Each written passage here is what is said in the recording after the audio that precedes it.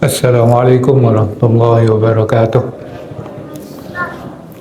Alhamdulillahi rabbil alamin. Wa bihi nasta'inu ala umurid dunya waddin. Wassalatu wassalamu ala asyrafil anbiya'i wal mursalin wa ala alihi wa ashabihi wa man tabi'ahum bi ihsan ila yaumiddin. Amma ba'du fa ya ayyuhal muslimun rahimakumullah. Rabbana zidna ilman nafi'a warzuqna fahman wasi'a wa alhiqna bis salihin. Amin ya rabbal alamin. Syukur alhamdulillah pada kesempatan ini pada maghrib kita beriktikaf menjelang isya sambil membaca kitab hadis ini yang dilapangkan oleh Allah dada kita untuk melakukan salah satu amal kita, mudah-mudahan dicatat sebagai amal soleh bagi kita. Amin ya rabbal alamin.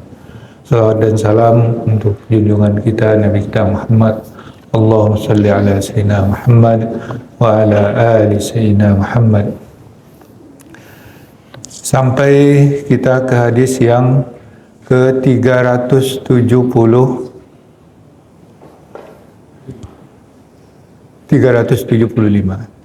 ya. Itu bab asyirkati fil ardina wa ghairiha, bab perkongsian dalam lahan atau lainnya. Hadis ini di bab hadis yang ke-6976. Babnya namanya bab hibah wa syuf'ah. Bab al-hibah wa syuf'ah dalam Sahih Bukhari. Lengkapnya sanadnya haddatsana Abdullah ibnu Muhammad haddatsana Hisham ibnu Yusuf akhbarana Ma'mar an Az-Zuhri an Abi Salamah an Jabir ibni Abdullah qala. Jadi dari Abdullah bin Muhammad, dari Hisham bin Yusuf, dari Ma'mar, dari Az-Zuhri, dari Abi Salamah, dari Jabir ibn Abdullah. Jadi itu an Jabir ibn Abdullah radhiyallahu anhu. Dari Jabir ibn Abdullah radhiyallahu anhuma, beliau berkata, Jabir, innama ja'alan nabiyyu sallallahu alaihi wasallam asyuf'ata fi kulli ma lam yuqsam fa iza waqa'atil hududu wa surrifatit turuqu fala syuf'ah. Dari Jabir bin Abdullah radhiyallahu anhuma, beliau berkata, Rasulullah hanya menjadikan Nabi hanya menjadikan asyuf'ah itu pada setiap yang belum dibagi. Maka apabila terjadi pembatas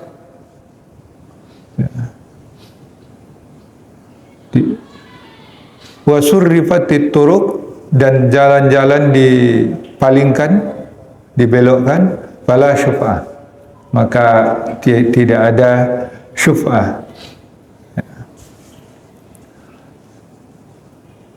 Itu hadis yang ke-375.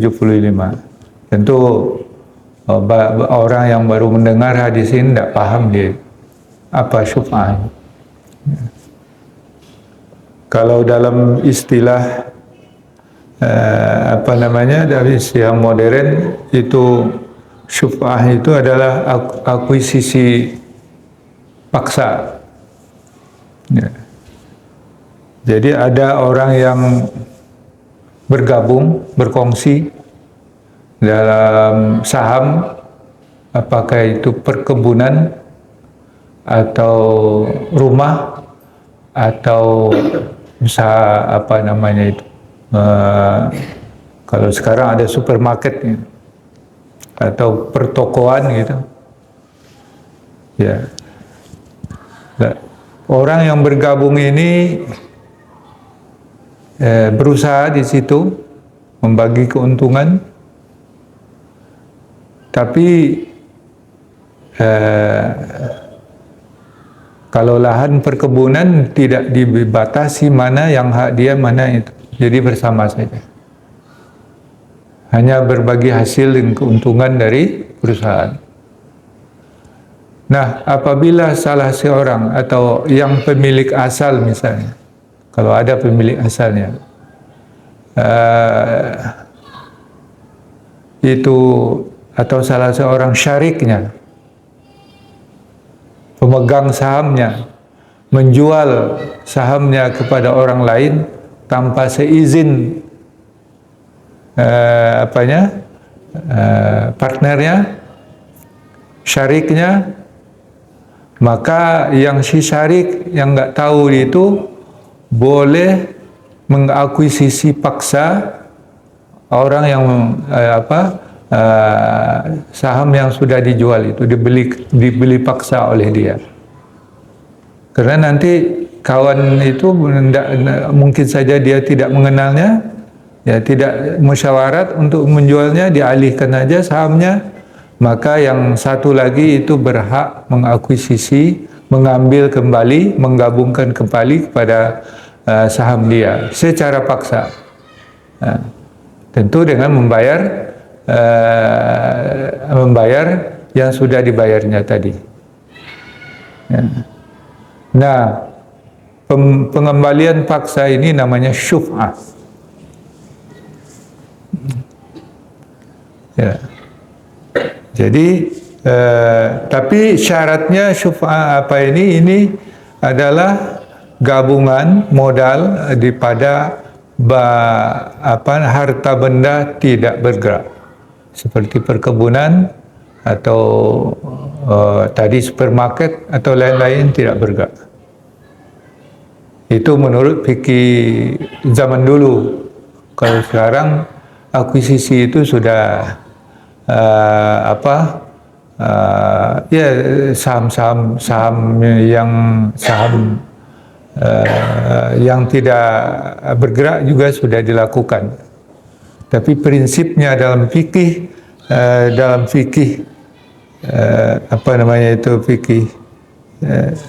dari ilmu fikih itu syaratnya pada harta benda yang tidak bergerak baru berlaku syuf'ah.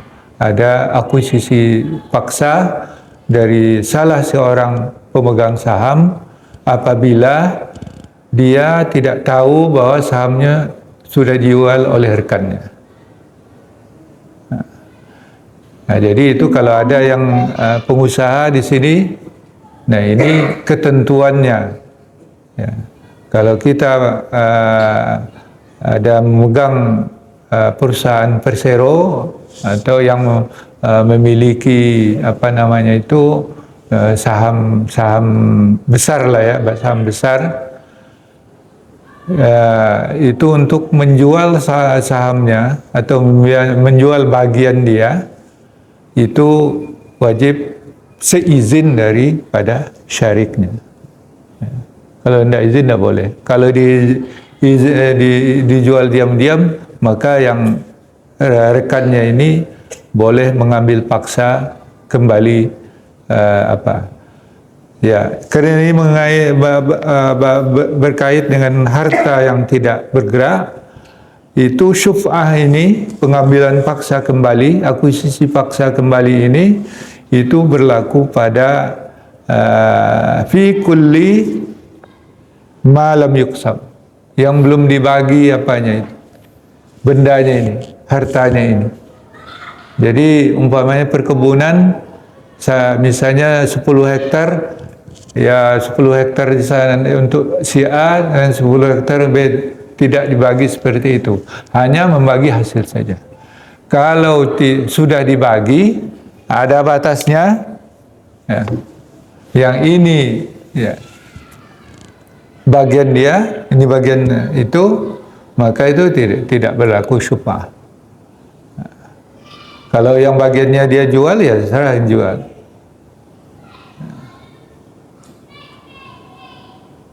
Itu dalam fikih klasik. Dan umumnya memang kalau sistem perusahaan persero atau apa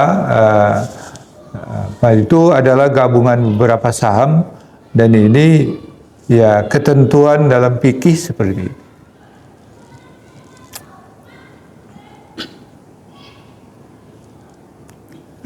Jadi apabila iza waqa'atil hudud wa surifatit turuq, artinya sudah jalannya tidak satu lagi, sudah jalan masing-masing, itu tidak ada hak syufa'ah, tidak ada pengambilan paksa saham yang sudah dijual oleh rekannya.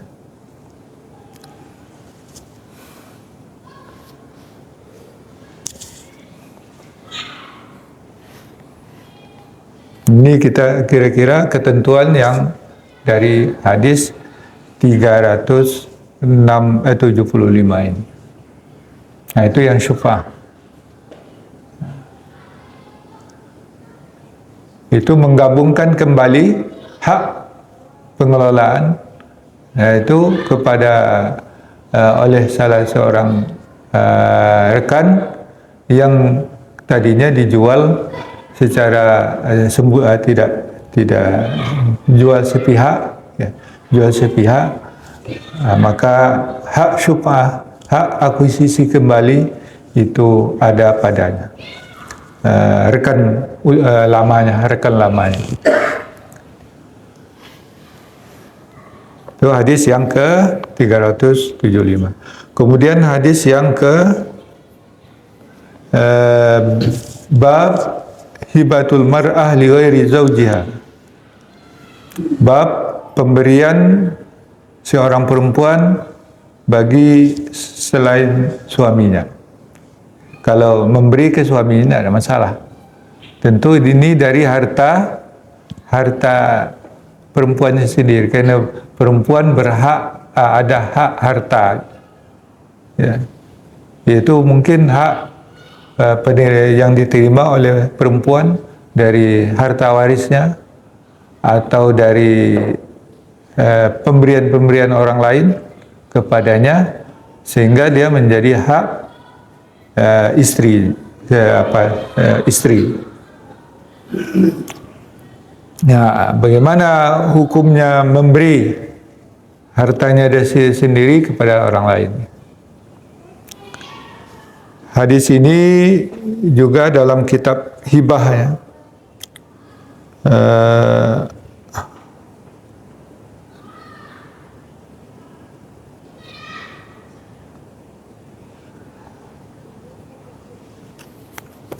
Diriwayatkan dari Ubaidillah ibnu Sa'id,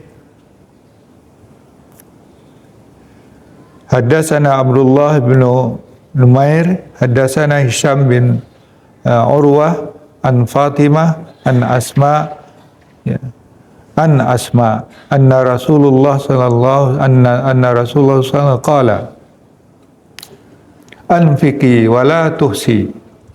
Ya. Dari Asma binti Abi Bakrin radhiyallahu anhuma, jadi Asma putri dari Abu Bakar radhiyallahu anhuma, sesungguhnya Rasulullah sallallahu alaihi wasallam bersabda, anfiki wala tuhsi. Ya, bernafkahlah kamu, beri nafkahlah kamu, wala tuhsi, dan jangan kamu berhitung-hitung.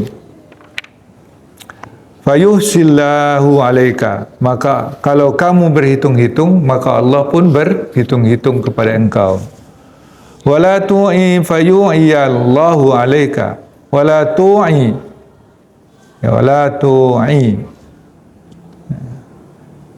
asalnya wala tu'i, dan jangan kamu menutup karung, maka Allah akan menutup karungnya pula kepada engkau. Jadi tu'i itu yu'i itu dari wa'a, ya, wi'a itu tempat air atau kantong atau karung, ya. Nah, ini tuntunan Rasulullah SAW. Jadi tentang berinfak. Jadi hukumnya boleh bagi perempuan menginfakkan hartanya tanpa izin suami. Itu menurut 3 mazhab berdasarkan hadis ini. Tapi dalam mazhab Imam Malik, walaupun harta dia yang diinfakkannya, wajib meminta izin kepada suaminya. Nah, itu beda. Jadi dalam hadis ini dalam kitab hibah, yaitu hadis yang ke 2591 dalam Sahih Bukhari, ya, diriwayatkan oleh Imam Bukhari dari Asma binti Abi Bakar. Ini konon beliau bertanya kepada Rasulullah SAW, ya, lalu Rasulullah menjawab, ya, tidak masalah, anfiki, bernafkahlah kamu, infakkanlah harta kamu. Ya, dia Asma mengatakan, saya enggak punya harta, apakah saya harus bernafkah, berinfak juga? Ya, infakkan apa yang ada. Jadi tidak baik sedikit, apalagi banyak, ya, berinfak. Dia anjuran Rasulullah SAW untuk berinfak. Wala tuhsi fayuhsi Allahu alaih. Jangan kamu berhitung-hitung, maka Allah akan berhitung-hitung pula. Jadi itu karena Allah sudah berjanji orang-orang yang berinfak itu, ma anfaqtum min syai'in fahuwa yukhlifuh. Apa yang kamu infakkan dari sesuatu, maka Allah akan menggantinya. Kalau tidak diganti di dunia, di akhirat pasti diganti. Ya, tapi di dunia umumnya diganti. Maka untuk berinfak itu jangan berhitung-hitung. Ini kalau diinfakkan duit cuma hanya sekian, diinfakkan pula tidak cukup nanti. Itulah berhitung-hitung namanya. Maka Allah akan berhitung-hitung pula kepada kita. Artinya kalau kita berhitung-hitung, karena Allah sudah berjanji, yarzuqhu min haitsu la yahtasib. Rezeki itu datang tak kita kira-kira dari mana aja. Kata orang rezeki itu tidak berpintu gitu, datang aja dia. Kalau memang rezeki yang diberikan oleh Allah SWT. Jadi ya tentu dengan kualitas keikhlasan yang tinggi kita berinfak. Tapi itulah dorongan Rasulullah SAW untuk berinfak. Wala tu'i fayu'i Allahu alaik. Ini gambaran, jangan kamu pelit, maka Allah akan pelit kepada kamu. Siapa yang pelit, loke, ya, kedekut, maka Allah akan kedekut pula pada dia. Itu adalah gambar wala tu'i fayu'i Allahu alaik. Jangan kamu kita rezeki taruh dalam karung atau dalam kantong atau dalam wadah gitu, tutup rapat-rapat, tidak bisa keluar lagi, tidak mau membagi. Itu maksudnya ini. Jadi kata kiasan, jangan menutup wadah kita yang sudah diberikan oleh Allah penuh, ya. Lalu kita tutup, ikat karungnya, tidak lagi dapat orang lain. Itu larangan Rasulullah SAW untuk bersikap bakhil itu. Jadi kita itu harus pemurah, ya, membuka wi'anya, karungnya dibuka. Itu kiasan supaya kita bisa memberi. Jadi di hadis-hadis semuanya tidak ada satu hadis pun yang menyuruh kita minta-minta. Ya. Yang disuruh itu kita memberi. Berilah, berilah. Sehingga muncul cerita fiktif, ya, tentang Rasulullah SAW. Entah fiktif atau tidak, wallahu alam. Ceritanya kepada orang Yahudi buta di Madinah. Ya. Tapi banyak disampaikan oleh Ustadz, walaupun tidak ada riwayat sanadnya. Di cerita itu muncul saja. Tapi bagus juga untuk pelajaran itu. Yahudi ini buta. Dia mendengar tentang Nabi kita Muhammad SAW. Dia tidak percaya bahwa si Muhammad itu kazab, pendusta, sahir, penyihir, ya, kahin, dia dukun itu, syair, dia tukang mantra-mantra, ya. Itu siapa yang mendekat kepada dia, maka diingatkan oleh si buta itu, jangan dekat-dekat kepada orang yang bernama Muhammad. Dia duduk di dekat pinggir pasar untuk meminta mengemis. Setiap orang datang di depan dia memberi, diingatkan supaya jangan mendekati Muhammad. Nah, itulah kisahnya. Lalu Rasulullah pergi setiap hari, setiap pagi. Ya. Walaupun dia tahu orang itu mencaci dia, ya, tapi dia beri juga infak. Ya. Sampai si buta itu, Rasulullah itu meninggal. Ya, dekat-dekat masa periode terakhir lah di Madinah, begitu ceritanya. Lalu ketika Abu Bakar jadi khalifah,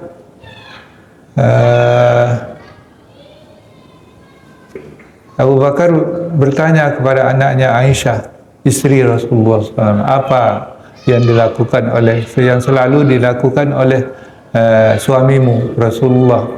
Kata Aisyah, dia selalu memberi sedekah kepada orang Yahudi buta itu. Lalu Abu Bakar pun mengikuti, beri pula lah dia sedekah kepada orang Yahudi. Tapi ketika dia merasa tangannya beda. Orang buta ini kan sensitif, dia tahu dia membeda. Selang waktu lama dia tidak lagi menerima dari orang yang biasa memberi pagi itu, sedekah. Lalu si buta itu bertanya, kemana orang yang selalu memberi saya itu? Engkau pasti bukan dia.